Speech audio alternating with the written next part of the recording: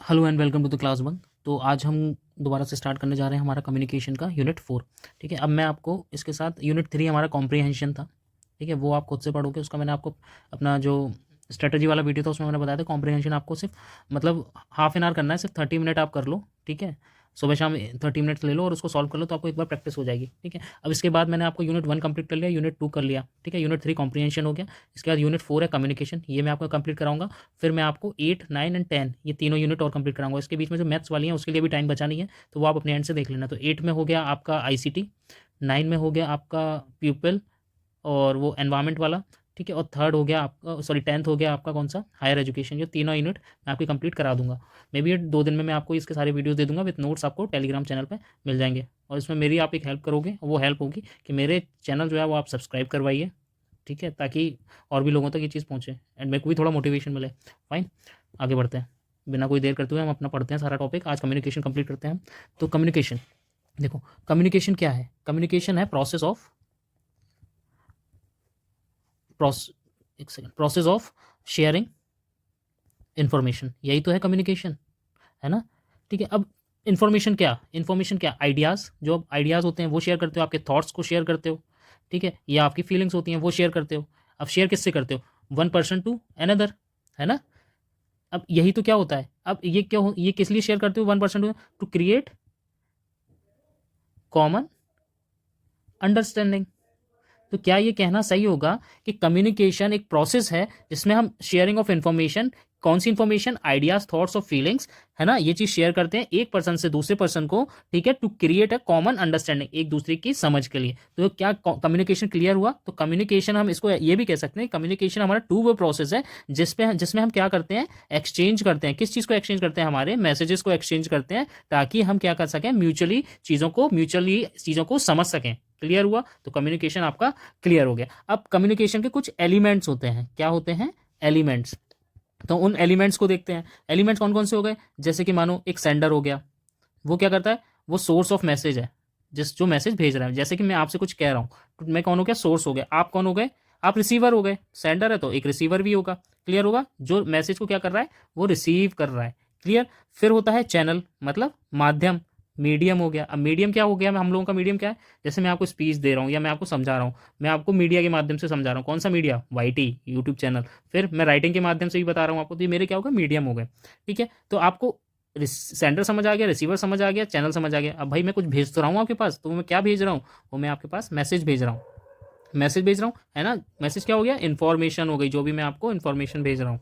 ठीक है, चार चीज़ें क्लियर हुई। फिर होता है फीडबैक। फीडबैक क्या हुआ? जैसे कि मैंने आपको कुछ बोला, आपको समझ में आया, आपने रिस्पॉन्स करा। अब रिस्पॉन्स भी टाइप के होते हैं कि मैंने मेरे को आपने ऑडियो फॉर्म में रिस्पॉन्स करा, मतलब वोकल फॉर्म में करा, या तो आपने मेरे को वीडियो के माध्यम से रिस्पॉन्स करा, या हो सकता है आप मेरे को कमेंट करो कि सर आपके लेक्चर पसंद आ रहे हैं। तो ये क्या हो गया? मेरा फीडबैक हो गया। फिर होता है नॉइस।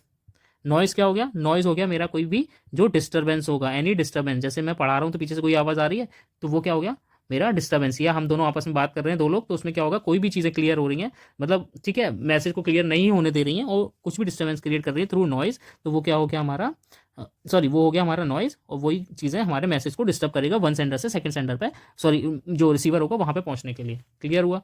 तो कम्युनिकेशन समझ में आ गया आपको, एलिमेंट भी समझ में आ गया। इतना क्लियर हुआ? ठीक है, आगे बढ़ते। अब कुछ फीचर्स होते हैं, कुछ फीचर्स हो गए। और कम्युनिकेशन के कौन कौन से? ये टू वे प्रोसेस होता है, बात सही है, सेंडर एंड रिसीवर। ठीक है, टू वे कम्युनिकेशन हो गया। म्यूचुअली अंडरस्टैंडिंग होना चाहिए, सही बात है। आप मैसेज भेज रहे हो भाई, समझ में तो आना चाहिए। कुछ सिंबल्स और साइंस होंगे, बिल्कुल ही होंगे। लैंग्वेज होगा, गेस्चर होगा, विजुअल्स होंगे। फिर कोई माध्यम होना चाहिए, बिल्कुल होना चाहिए। मीडियम नहीं होगा कि मैं लिख रहा हूँ कि नहीं लिख रहा हूँ, मैं बातों से समझा रहा हूँ, या मेरा किसी भी चीज़ का मीडियम हो सकता है, राइटिंग हो सकता है, इलेक्ट्रॉनिक मीडिया हो सकता है, तो वो क्या हो गया? मेरा मीडियम हो गया। फिर हो गया एक फीडबैक, जो किसी की मैंने आपको बताया कि मैं कमेंट से बताओ, ऑडियो से रिप्लाई कर दो। ठीक है, ये सारी चीज़ें मेरे फीडबैक्स हो गए। अब it can be verbal, non verbal और विजुअल। देखने के माध्यम से भी हो सकता है, मैं वर्बली भी बोल सकता हूँ। तो ये क्या हो गया? इसका एक और फीचर हो गया। ऑपरेट्स एट डिफरेंट लेवल, बिल्कुल डिफरेंट लेवल पे करता है। Intrapersonal, interpersonal, group, organisational, mass communication. तो ये क्या है? इसके की फीचर्स हो गए। अब देखते हैं हम categorisation of what, categorisation of communication. ठीक है, अब देखो क्या कैटेगराइजेशन, इसको कैटेगराइज करते हैं हम ऐसे: इंट्रापर्सनल, इंटरपर्सनल, अपर्सनल। फिर इसके दो तीन और होते हैं, जैसे कि ग्रुप हो गया, ग्रुप के फॉर्म में हो गया, फिर पब्लिक के फॉर्म में हो गया। ठीक है, कैटेगराइजेशन। मास के फॉर्म में भी हो सकता है, जिसमें मास कम्युनिकेशन पढ़ते हैं। ठीक है, तो क्या हो गया ये? Mass communication. ठीक है, तो क्या हो गया? ये कैटेगराइजेशन हो गया। अब इंट्रापर्सनल क्या होता है? अब समझने की बारी थी। इंट्रापर्सनल क्या? इंट्रापर्सनल हो गया कि आप जब सेल्फ टॉक करते हो, खुद से ही बात करते हो, है ना? तो उसे कहते हैं, क्या कहते हैं, इंट्रा पर्सनल। बोलो यहाँ तक समझ में आया? क्लियर है? ठीक है। मतलब खुद से बातें करी तो वो क्या हो गया, सेल्फ टॉक हो गया। ठीक है, उसमें आप क्या करते हो, आप अपनी चीज़ों को आपस आपस खुद से ही बातें करते हो गया इंटरपर्सनल। इंटरपर्सनल क्या हो गया, जो आप टू और मोर पीपल से डिस्कस करते हो या बात करते हो, वो क्या हो गया, टू वे कम्युनिकेशन। जैसे कि टीचर स्टूडेंट से बात कर रहा है, मैं आपसे बात कर रहा हूँ। ठीक है, ये क्या हो गया, इंटरपर्सनल। हालांकि मेरे को भी इंट्रा पर्सनल ही लगता है, क्योंकि ऐसा लगता है कि मैं खुद से ही बात कर रहा हूँ, क्योंकि मेरे को कोई सामने दिखता तो है नहीं पढ़ाने के लिए, बट फिर भी ये क्या है, इंटरपर्सनल। ठीक है, फिर आता है ए पर्सनल। ए पर्सनल होता है कि जिसमें मास मीडिया, एडवर्टाइजमेंट, पब्लिसिटी, ये सारी चीज़ें इन्वॉल्व होती हैं, जैसे कि ये सारी ग्रुप पब्लिक और मास कम्युनिकेशन। क्लियर हुआ? दोनों चीज़ें। ग्रुप कम्युनिकेशन में वो होगा कि आप ग्रुप से बात कर रहे हो। पब्लिक कम्युनिकेशन में हो गया कि एक स्पीकर है और बहुत सारी ऑडियंस है, लिसनर है, तो वो क्या हो गया, पब्लिक कम्युनिकेशन हो गया, जैसे कि लेक्चर स्पीच। और जो ग्रुप में मैं आपको बताऊं तो वो हो गया क्लास डिस्कशन हो गया, एक एग्जांपल ले लो। मास कम्युनिकेशन में आपको पता ही है कि टीवी, रेडियो, ठीक है, सोशल मीडिया, तो ये क्या हो गया, मास कम्युनिकेशन हो गया। अब आती है इंपॉर्टेंट चीज़ है, वो हम पढ़ते हैं। अब बात करते हैं हम किस चीज़ की, हमारे कम्युनिकेशन थ्योरीज की। तो कम्युनिकेशन थ्योरीज को हम देखते हैं। अब कम्युनिकेशन थ्योरीज क्या हो गई, theories are framework that explain, describe, predict how communication occur, के कम्युनिकेशन कैसे होता है एंड उसको कौन कौन से फैक्टर जो है इन्फ्लुएंस करते हैं। They explain why people communicate in certain ways, how message are interpreted, how behaviour, cognitive, culture and power shapes communication, की कैसे हमारा व्यवहार, हमारी जो मेंटल कंस्ट्रक्ट है, मानसिक चीज़ें हैं, और हमारा जो कल्चर है और जो जो हमारे पास शक्ति पावर है, उससे हम कम्युनिकेशन को कैसे शेप करते हैं। तो ठीक है, तो उसको हम देखते हैं। पहला आता है हमारा डिस्क्रिप्टिव कम्युनिकेशन थ्योरी में, दूसरा प्रिस्क्रिप्टिव, तीसरा एथिकल। तो डिस्क्रिप्टिव क्या होता है, डिस्क्रिप्टिव कम्युनिकेशन होता है कि कम्युनिकेशन कैसे होता है, हाउ कम्युनिकेशन एक्चुअली हैपन्स। तो डिस्क्रिप्टिव में ये होता है। ठीक है, इसमें डिस्क्रिप्टिव में इसको ऐसे समझो कि डिस्क्राइब रियलिटी, कौन सी रियलिटी, की कम्युनिकेशन कैसे होता है। इसको दो थिंकर्स ने दिया था। ठीक है, वो हैं शेरॉन और दूसरे हैं बेरलोस का SMCR मॉडल। ठीक है, इतना डीप मत जाओ, बस नाम याद रखो आप। ठीक है, वीवर मॉडल था इनका, किनका, शैनॉन का। फिर आता है प्रिस्क्रिप्टिव। प्रिस्क्रिप्टिव में क्या होता है, प्रिस्क्रिप्टिव में कि कम्युनिकेशन इफेक्टिवली होना चाहिए। तो ये बेसिकली हमें क्या देता है, guidelines for effective communication prescriptive में। तो इसको ऐसे लिख लो, इसको ऐसे याद रखो, गिव गाइडलाइंस। क्लियर हुआ? जैसे कि टीचर हमें सिखाता है इफेक्टिव कम्युनिकेशन स्ट्रेटजीज की, आप कैसे बहुत अच्छे तरीके से बात कर सकते हो, तो वो क्या हो गया, एज अ गाइडलाइन। फिर एथिकल। अब एथिकल में क्या होता है, एथिकल में होगा कि आप यहाँ पे फोकस करते हो किस चीज़ पे, अपनी मोरल वैल्यूज़ पे। कम्युनिकेशन में हमेशा मोरल वैल्यूज़ पे फोकस करोगे एथिकल थ्योरीज के अंदर। कैसे कि भाई क्या सही है क्या गलत है कम्युनिकेशन में, वो चीज़ पे ध्यान दिया जाता है, वो होता है एथिकल। जैसे आप सच्चे रहोगे, किसी से बात करोगे, आप बातों को मैनिपुलेट नहीं करोगे, घुमाओगे फिराओगे नहीं, रिस्पेक्टफुली बात करोगे अपनी ऑडियंस से। क्लियर? तो ये क्या हो गया, कम्युनिकेशन की कुछ थ्योरीज हो गई। फिर आती है अनदर थ्योरीज जैसे कि बिहेवियरल कम्युनिकेशन थ्योरीज। क्लियर? कौन सी, बिहेवियर कम्युनिकेशन थ्योरीज। अब इसको देखते हैं, ये क्या चीज़ है। देखो, बिहेवियर कम्युनिकेशन थ्योरीज होती हैं, वो किस चीज़ पर फोकस करती हैं, वो फोकस करती हैं कौन सी चीज़ों पे, ऑब्जर्वेबल बिहेवियर ड्यूरिंग कम्युनिकेशन, कि आपके बिहेवियर को ऑब्जर्व करती है during communication. Communication is most effective and behaviour is clear. वो कह रहे हैं कि कम्युनिकेशन तब बहुत अच्छा होगा जब आपका बिहेवियर क्लियर होगा, डायरेक्ट होगा, कंसिस्टेंट होगा विद द इंटेंडिंग मैसेज। जो भी मैसेज है उस पर अगर आपको क्लियर नॉलेज है, डायरेक्ट है और कंसिस्टेंट है, तो आपकी कम्युनिकेशन इफेक्टिव हो जाएगी। क्लियर?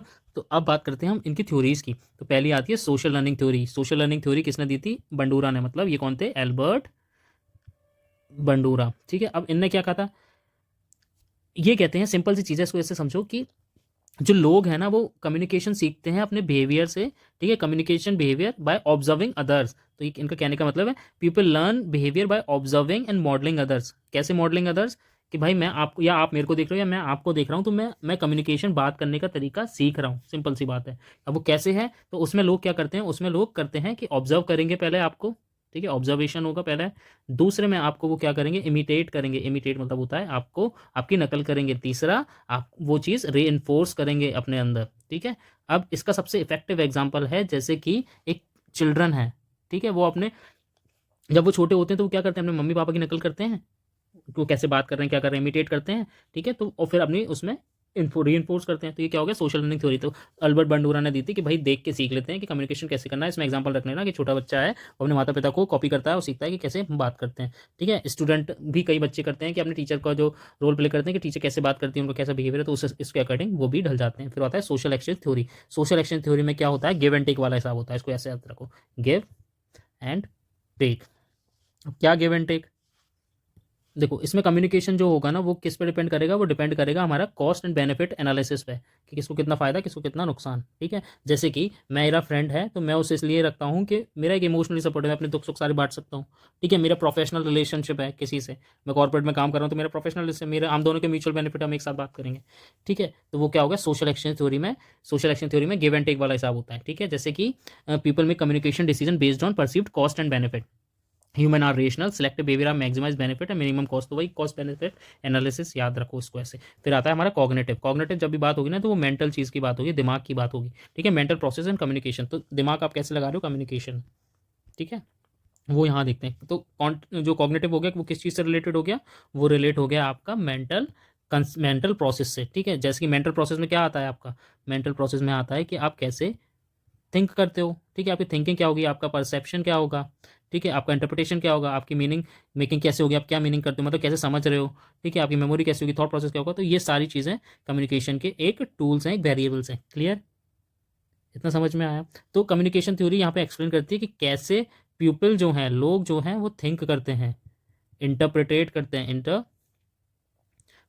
हैं। ठीक है, फिर होता है और क्या, कि कैसे जो मीनिंग है, ठीक है, जो जो सॉरी मैसेज है उसका कैसे मीनिंग निकालते हैं। क्लियर, ये हो गया कॉग्निटिव कम्युनिकेशन थ्योरीज का, जैसे अटेंशन, कॉम्प्रिहेंशन, मेमोरी, ये कीवर्ड दिए हैं और भी ये सारे इसमें लिखे हुए लाइन में। अब इनकी थ्योरी देखते हैं। थ्योरी क्या है, थ्योरी है कॉग्निटिव डिसोनेंस थ्योरी। इसमें क्या है, ये दी थी फिस्नर है, कौन से फिस्नर है, लियोन फेस्टनिंगर। ठीक है, ये नाम याद रखना। अब कॉग्निटिव डिसोनेंस थ्योरी में क्या होता था, देखो इसको ऐसे समझो कि जो पीपल है ना, लोग जो है ना, वो मेंटल डिस्कम्फर्ट फील करते हैं जब उनका जो बिलीफ है और जो एक्शन है वो आपस में क्या है, आपस में मैच ही नहीं करता है, तब वो डिस्कम्फर्ट फील करते हैं। और वो उस डिस्कम्फर्ट को क्या करने की, रिड्यूस करने की कोशिश करते हैं उस डिस्कम्फर्ट को। देखो एग्जांपल से समझो कैसे, जैसे मानो कि आपका फ्रेंड है, ठीक है, वो स्मोक करता है। ठीक है, आप कहते हो कि स्मोक करना भाई बहुत ख़राब बात है, तो वो कहता है ठीक है मैं बाद में छोड़ दूंगा। या फिर वो खुद ही कहता है कि मैं यार सिगरेट छोड़ दूंगा, बट अपने जो है सिगरेट पी ही रहा है, तो मतलब सिगरेट पी भी रहा है एक साइड और दूसरी साइड बोल भी रहा है कि that I will leave it afterwards. ठीक है, मैं जल्दी ही इसको छोड़ दूंगा। ठीक है, तो ये क्या हो गया, ये कम्युनिकेशन हो गया मेंटल, जो आपस डिस्कम्फर्ट इसको लगा कि जो मेरा बिलीफ है और जो मेरा एक्शन है वो आपस में मैच नहीं कर रहे, तो वो अपने ही खुद से ही बात करके कह रहा है, खुद कम्युनिकेट कर रहा है कि जो जो उसको जब डिस्कम्फर्ट महसूस हुआ अपने बिलीफ और एक्शन में, तो वो खुद ही बोलता है कि that I will leave the cigarette या I will quit the cigarette, sorry I quit the smoking later. ठीक है, इतना क्लियर। तो मतलब इसमें यह है कि पीपल जो है, तो लोग उस मैसेज को बिलीव करते हैं जो उन जो हाँ, तो लोग उस चीज़ को बिलीव करते हैं कि जैसे कि पीपल जो भी मैसेज उनके क्या है, जो भी उनके बिलीव को क्या कर रहा है, फिट बैठ रहा है। ठीक है, उस चीज़ को क्या करते हैं वो लोग क्या करते हैं, एडमायर करते हैं। क्लियर, ठीक है, तो इसमें आप सिंपल याद रखना बिलीफ एंड एक्शन। ठीक है, फिर आगे बढ़ते हैं एक्सपेक्टेंस वॉल्यूशन थ्योरी, ये बोगॉन ने दी थी। इसमें कहता है people form expectations about thinkers and behaviour, when expectations are violated they experiences uncertainty. ठीक है, रिएक्शन में भी पॉजिटिव और negative depending on status, surprise and relationship. तो इसमें क्या है कि जैसे आप मेरे से एक्सपेक्टेशंस रख रहे हो, ठीक है, और वो एक्सपेक्टेशंस वॉयलेट कर देता हूँ मैं कहीं आपकी, तो आपको कुछ अजीब सा लगता है। अब वो पॉजिटिव भी हो सकता है, नेगेटिव भी हो सकता है। ठीक है, और उसके अकॉर्डिंगली क्या करोगे आप, depending on status, surprise and relationship, आप उसके अकॉर्डिंग पे क्या करोगे, आप रिएक्शंस भी करोगे। ठीक है, जैसे आपको मेरा बिहेवियर कैसा है, एक एक्सपेक्टेशन से मेरा बिहेवियर है, मेरा कम्युनिकेशन का तरीका है। ठीक है, आप मैं उस पर खरा नहीं उतर रहा, मैं वॉयलेट कर दे रहा हूँ, तो क्या होगा, आपको अजीब सा लगेगा, अनसर्टेनिटी सी लगेगी। और उसी के अकॉर्डिंग आप पॉजिटिव या नेगेटिव थॉट प्रोसेस डेवलप कर सकते हो, और उसी के अकॉर्डिंग आप फर्दर उसका क्या कर सकते हो, रिप्लाई रिएक्ट कर सकते हो। क्लियर। अब थर्ड है हमारा अगला, हमने दो पढ़ लिए, बिहेवियर और कॉग्निटिव, फिर हम पढ़ते हैं cultural communication theory. Cultural communication theories कैसे होती हैं, जहाँ पे आप क्या कर रहे हो, आप कल्चर के अकॉर्डिंग क्या कर रहे हो, इन्फ्लुएंस कर रहे हो कम्युनिकेशन को, कर रहे हो ना, कैसे कर रहे हो, क्योंकि कल्चर नॉर्म्स हैं, उनके बिलीव्स हैं, वैल्यूज़ हैं, प्रैक्टिसेस हैं, लैंग्वेजेस है। ठीक है ना, सिंबल्स हैं, इसके अकॉर्डिंग, इसके हेल्प से ही क्या कर रहे हो आप, कम्युनिकेशन को क्या कर रहे हो, आप इन्फ्लुएंस कर रहे हो, है ना।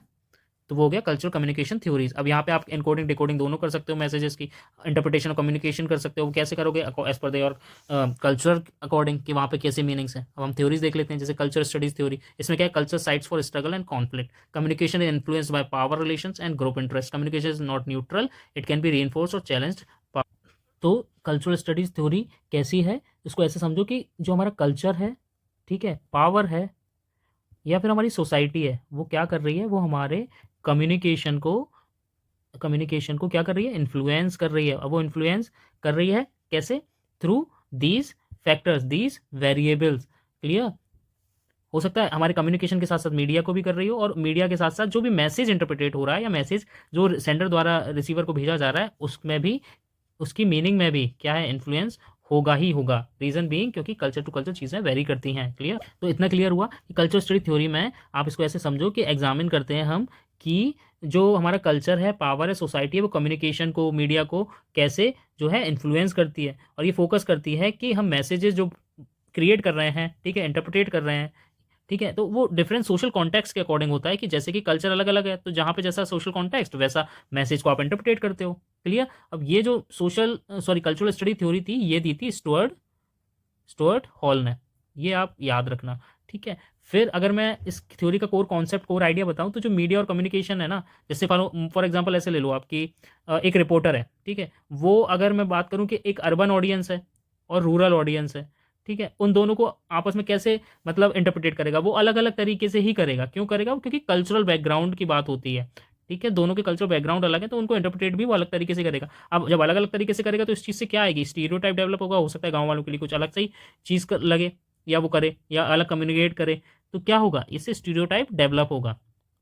तो आपको कल्चरल स्टडी थ्योरी समझ में आई। ठीक है, अब देखते हैं कम्युनिकेशन अकोमोडेशन थ्योरी। अब ये क्या चीज़ है, देखो, कम्युनिकेशन अकोमोडेशन थ्योरी, कैट, इस थ्योरी को दिया था हमारे हॉवर्ड गिलीज ने। किसने, हॉवर्ड गिल्स। ठीक है, इन्होंने दिया। अब इस थ्योरी में है क्या कि हम अपने जो कम्युनिकेशन है ना, उसको क्या करते हैं, हम एडजस्ट करते हैं। एडजस्ट कैसे करते हैं, दो तरीकों से, एक तो होगा कन्वर्जेंस और दूसरा होगा डाइवर्जेंस। ठीक है, अब ये क्यों करते हैं, कि इसलिए करते हैं कि हम अपने कम्युनिकेशन को इफेक्टिवली कर पाएं और जो हमारा मैसेज है वो सामने वाला समझ सके। ठीक है, तो जो कन्वर्जेंस करेंगे वो ऐसे करेंगे कि दूसरों के साथ अलाइन होगा, और डाइवर्जेंस कैसा होगा, जो एम्फेसाइज करेगा डिफरेंस को। ठीक है, कि हम दूसरे से अलग हैं। क्लियर, तो इसको एग्जाम्पल से समझाऊंगा मैं, तो आप अच्छे से समझोगे। कन्वर्जेंस में जैसे हो गया कि मानो टीचर है एक और वो क्लास में पढ़ा रहा है, ठीक है, उसमें स्टूडेंट्स काफ़ी सारे हैं, तो वो स्टूडेंट्स की कुछ लैंग्वेज का यूज़ करेगा, ठीक है, उनकी भाषा में उनको समझाने की कोशिश करेगा अलग ढंग से, जिस वे में वो समझ सकते हैं, तो वो हो गया कन्वर्जेंस, मतलब इनको इनकी लैंग्वेज के साथ इनके साथ वो अलाइन कर रहा है। ठीक है, डाइवर्जेंस में क्या हो गया कि जब ऐसे मानो कि कोई कॉरपोरेट ऑफिस है, उसमें एक मैनेजर है, और मैनेजर के अंडर कौन है, उसके जो अलग सहपाठी हैं, ठीक है, जो अदर मेंबर्स हैं, तो मैनेजर क्या करेगा, फॉर्मल टॉक रखेगा, ठीक है, ताकि वो अथॉरिटी अपनी बना के रख सके। ठीक है, तो वो क्या कर रहा है, तो यहाँ पे क्या क्रिएट हो रहा है, एक डिफरेंस क्रिएट हो रहा है कि नहीं हो रहा है, ये अपनी अथॉरिटी बनाने में लगे हैं और ये इनके मेंबर्स हैं, तो एक फॉर्मल कम्युनिकेशन हो गया। ठीक है, बट टीचर और स्टूडेंट के बीच में कैसा है, वो कन्वर्जेंस की बात कर रहे हैं, वो अलाइन कर रहे हैं उससे, तो इससे क्या होगा, वे ऑफ कम्युनिकेशन से अलग अलग मोटिव भी डिराइव होते हैं। क्लियर, यही आपके ये कैसे ड्राइव होता है, ये आपके कल्चरल बैकग्राउंड से होगा। यहाँ का कल्चर कुछ अलग है, यहाँ का कल्चर कुछ अलग है। तो होप करता हूँ कि आपको दोनों ही थ्योरी समझ में आ गई होंगी। अब बात करते हैं हम बैरियर टू इफेक्टिव कम्युनिकेशन। अब देखो, सिंपल सी बात है यार, कौन कौन से बैरियर्स होंगे कम्युनिकेशन में, आपको भी पता होगा। अगर मैं बैरियर बताऊँ तो बैरियर कौन से हो सकते हैं, फिजिकल बैरियर होगा एक तो, ठीक है, जिसमें से आप काफ़ी सारी नॉइजेज आएंगी, ठीक है, वो सारी हो गई। साइकोलॉजिकल बैरियर होगा, साइकोलॉजिकल, फिर कौन सा हो सकता है, सेमेटिक हो सकता है, ठीक है, कल्चरल हो सकता है, कल्चरल तो हमने पढ़ा ही, साथ ही साथ ऑर्गेनाइजेशनल हो सकता है, ये भी चीज़ है। तो अब एक एक करके इनको देख लेते हैं। तो लैंग्वेज बैरियर कौन सा हो गया, language is a primary tool of communication. अगर लैंग्वेज एक आदमी को दूसरे आदमी को नहीं समझ में आ रही तो ये भी बैरियर हो सकता है।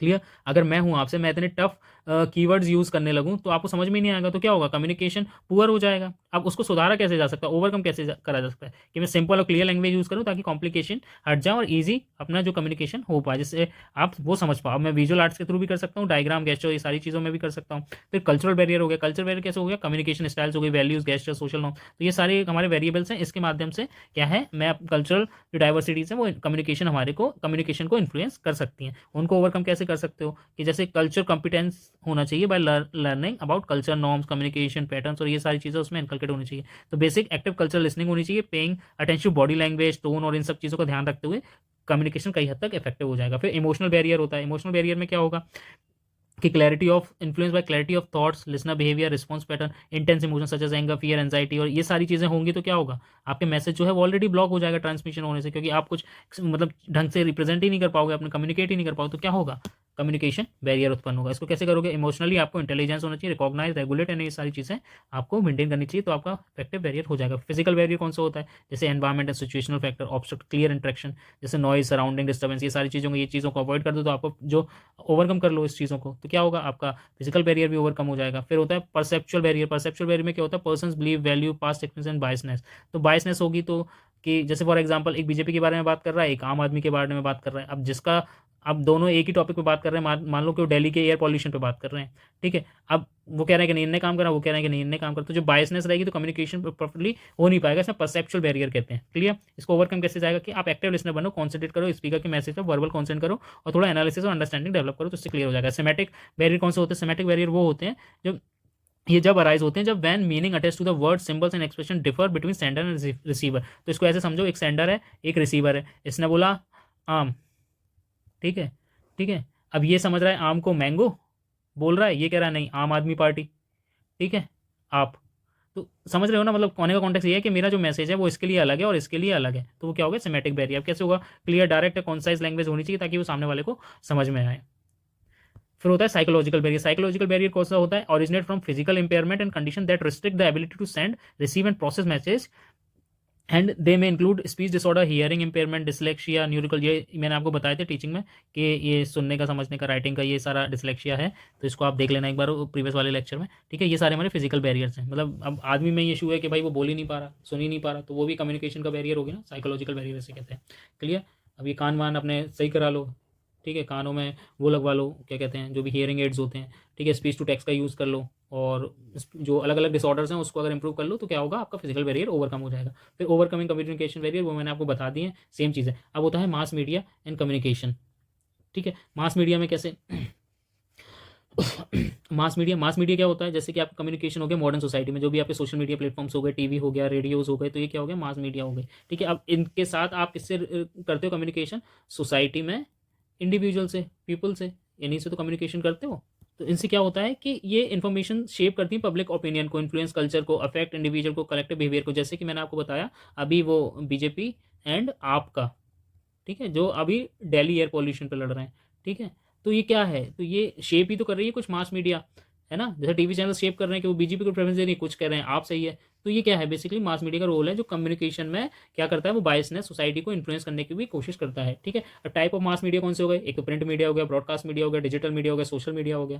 प्रिंट मीडिया में न्यूज़पेपर आ गया, ब्रॉडकास्ट मीडिया में रेडियो टेलीविजन आ गया, डिजिटल मीडिया में आपको इंटरनेट बेस्ड प्लेटफॉर्म आ गया, सोशल मीडिया में आपके मेटा के Facebook, Twitter, Instagram, LinkedIn, Medium, blog spot, et extra, बहुत सारी चीज़ें आ गई, ठीक है। इंपैक्ट ऑफ मास मीडिया कौन से होगा, कल्चरल इंपैक्ट कैसे होगा, भाई कल्चर को, हाँ सर्टेनली बात है, अब देखो आप इंस्टाग्राम पे, ठीक है, वो क्या है, वहाँ पे आपको सॉफ्ट पॉर्न मिल जाएगी, ये सारी चीज़ें चल रही हैं, तो ये क्या है, ये कल्चरल इम्पैक्ट ही तो हो रहा है कि वहाँ पे सॉफ्ट पॉर्न चल रही हैं, अलग अलग इशूज़ ही चल रहे हैं, ठीक है। पॉलिटिकल इम्पैक्ट भी हो सकता है क्योंकि आपको वॉच डॉग की तरह, जैसे एयर पॉल्यूशन है यहाँ पे, ठीक है, कहीं पे रोड नहीं बन रही है तो आप उसको बता रहे हो, आप कंप्लेंट कर रहे हो पीएमओ की वेबसाइट पे जाके, ठीक है। तो ये क्या है, ये सारी पॉलिटिकल इम्पैक्ट जो कि मास मीडिया से आप इन्फ्लुएंस होकर कर सकते हो, ये उनके इम्पैक्ट है। इकोनॉमिक इम्पैक्ट देख लो, इकोनॉमिक क्या है, एडवर्टाइजमेंट को एकदम से बढ़ा देता है कि आप देखो नए नए जो इंस्टाग्राम चैनल्स बना लेते हैं लोग और उसमें एडवर्टाइज करते हैं and they take some amount for this, ठीक है। इम्पैक्ट ऑन इंडिविजुअल, उन पर भी, इंडिविजुअल पर भी इम्पैक्ट पड़ता है, उनके एटीट्यूड बिहेवियर पर। सबसे बड़ा एग्जाम्पल है जो आपका इंस्टाग्राम हो गया, लिंक्डइन हो गया फॉर प्रोफेशनल रोल्स, ठीक है। अब की फंक मास मीडिया से primary source of information regarding local, national and world affairs के लिए, बात तो सही है, इनके लिए एक क्या है, प्राइमरी सोर्स है। की फंक्शंस क्या है, की फंक्शंस ये है कि पब्लिक ओपिनियन को सेट कर देता है, पॉलिटिकल एजेंडा बना देता है। गवर्नमेंट वॉच डॉग्स होते हैं, वॉच डॉग्स होते हैं बेसिकली जो जो निगरानी रख रहे हैं, बेसिकली जो भी गवर्नमेंट की जो भी काम हो रहे हैं उन पे, ठीक है। अगर कहीं से गलत होता है तो they use to influence the public, ठीक है, अफेक्टिंग सोशलिज्म, इन पे भी, इस पर भी इम्पैक्ट पड़ रहा है। फिर आता है सोशल मीडिया मॉडल। एक ट्रांसमिशन मॉडल होता है, रिचुअल मॉडल होता है और अटेंशन गेनिंग मॉडल होता है। ट्रांसमिशन मॉडल कौन सा होता है, it link to institutional concept like education और religion through less relevant to general media activity. इसमें क्या होता है, इसमें क्या होता है कि जो इंस्टीट्यूट्स हैं वो रिलेट करते हैं बेसिकली एजुकेशन और रिलीजन वाले इंस्टीट्यूट से, ना कि जो आपके social media, print media, other जो मीडिया हैं उनसे रिलेट करते हैं। और इससे क्या करते हैं, वो शेप करने की कोशिश करते हैं, किसको, थ्रू कम्युनिकेशन पीपल को इन्फ्लुएंस करते हैं, ठीक है। रिचुअल मॉडल्स कौन से होते हैं, रिचुअल मॉडल्स वो होते हैं जो बाहर रह के सेंडर और रिसीवर को, सेंडर और रिसीवर जो भी मैसेज बात कर रहा है उसको बाहर रह के ऑब्जर्व करते हैं, ठीक है, वो हो गए आपके रिचुअल मॉडल्स, ठीक है, एक्सटर्नल इंटरप्रिटेशंस होती हैं इनकी। फिर अटेंशन गेनिंग मॉडल्स कौन से होते हैं? अटेंशन गेनिंग मॉडल्स होते हैं वो जो attract and keep the audience attention, ठीक है। मान लो जैसे एयर क्वालिटी का इशू चल रहा है दिल्ली में, तो क्या करेगी मीडिया, क्या करेगी, अटेंशन रखेगी ताकि भाई हमेशा ये चीज़ न्यूज़ में रहे, तो अटेंशन गेनिंग ऑडियंस, ठीक है, हमेशा अटेंशन जो है बरकरार रहे सर्टेन इशू में। क्लियर हुआ? ये चीज़ें क्लियर हुई। आगे अब बात करते हैं हम ICT, information communication technology and communication. वैसे तो इसमें ही आ गया है, लेकिन बट इन दोनों की आपस में डिस्कस कर लेते हैं। तो एक होता है हमारा ई-लर्निंग, इसमें भी आपको कम्युनिकेशन की ज़रूरत पड़ती है, ठीक है, जैसे कि अभी हम पढ़ रहे हैं। एक होता है मूक, मूक मैंने आपको बताया क्या होता है, कमेंट में इसका आंसर देना। फिर सोशल मीडिया, ये आपके डिजिटल ही तो है, ICT का ही तो यूज़ है। फिर आपके डिजिटल प्लेटफॉर्म्स हैं अलग अलग, ठीक है, ये क्या है, कम्युनिकेशन, तो ये भी कम्युनिकेशन के एक मीडियम है ना, यही तो है। अब कम्युनिकेशन इन टीचिंग, ये इंपॉर्टेंट है, कम्युनिकेशन इन टीचिंग। तो टीचर कौन है? टीचर इज़ द कम्युनिकेटर, वही तो कम्युनिकेट कर रहा है, ठीक है। किससे कम्युनिकेट कर रहा है? स्टूडेंट से, ठीक है। स्टूडेंट क्या करते हैं? फीडबैक देते हैं टीचर को, है ना, देते हैं ना, क्या देते हैं? फीडबैक, ठीक है। कैसे फीडबैक देते हैं? ये टीचर अच्छा पढ़ाता है, नहीं पढ़ाता है, इनका समझ में आता है, नहीं समझ में आता है, फिर ठीक है। और इन दोनों के बीच में आपस में क्या होता है? टीचर इंटरेक्ट भी होता है, कैसे? क्वेश्चन एंड आंसर होता है कि नहीं? तो ये क्या है? अब इसमें इनमें जो कम्युनिकेशन होगा वो कैसा होगा? इंटरेक्टिव होगा, होगा ना, लर्निंग सेंटर होगा, सेंटर्ड, है ना, दोनों लर्निंग सेंटर्ड होगा, ठीक है, लर्निंग सेंटर्ड कम्युनिकेशन होगा। तो टीचर और जो स्टूडेंट का जो रिलेशन होगा वो काफ़ी इंटरेक्टिव होगा, लर्निंग सेंटर्ड होगा, एक दूसरे से कोशिश, ये मतलब एक दूसरे को सिखाने की कोशिश करते हैं। Teacher is also a biggest learner from his और हर स्टूडेंट्स। तो ये हमारा कुछ कम्युनिकेशन का था। अगर कुछ इसमें रह रहा होगा, वैसे तो ऑल दो मैंने सारी चीज़ें इसमें कवर कर दी हैं, जो जो मेन मेन चीज़ें थी इसी में से क्वेश्चन आते हैं, और बाकी आएंगे तो आप सिंपल है वो कर लोगे। So this is all about communication. So thank you guys and have a nice day.